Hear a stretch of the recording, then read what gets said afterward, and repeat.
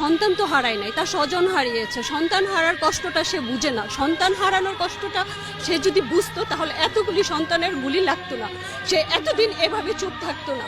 কারণ সন্তান যেভাবে আমরা লালন পালন করি, এত বছর পর্যন্ত তৈরি করি, এই সন্তানদেরকে এত অবজ্ঞা, এত অবহেলা, এটা আমাদের খুবই কষ্ট দেয়।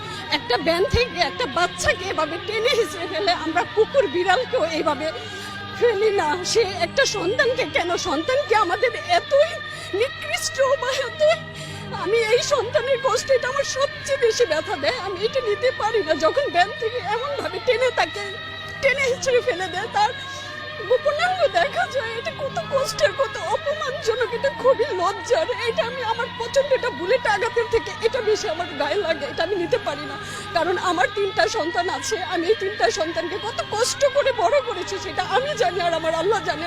আমার হাজবেন্ড দেশের বাইরে থাকে, সে 20 বছরের ওপরে থাকে।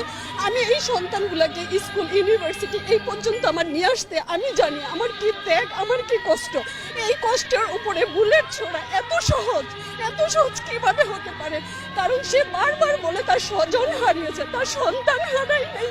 সন্তান হারানোর কষ্টের সাথে দুনিয়ার কোনো কষ্ট মিলবে না। আমরা বাবা মা মারা গেলে মেনে নিতে পারি, আমরা আশা করি আমরা একদিন মারা যাবো, আমার সন্তান সামনে থাকবে। সেই সন্তানই যদি না থাকে, আমি বাসায় কিভাবে থাকি? আমরা খেতে পারি না, ঘুমাইতে পারি না, রান্না করতে পারি না, আমাদের কোনো কাজ ওঠে না।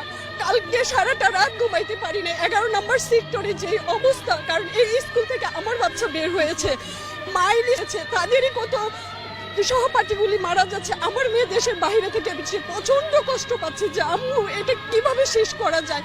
কারণ আমার সন্তানটা, আমার ছেলেটা যখন বের হয় বা আমি টেনশনে থাকি, আমার বাসায় কি পুলিশ আসবে?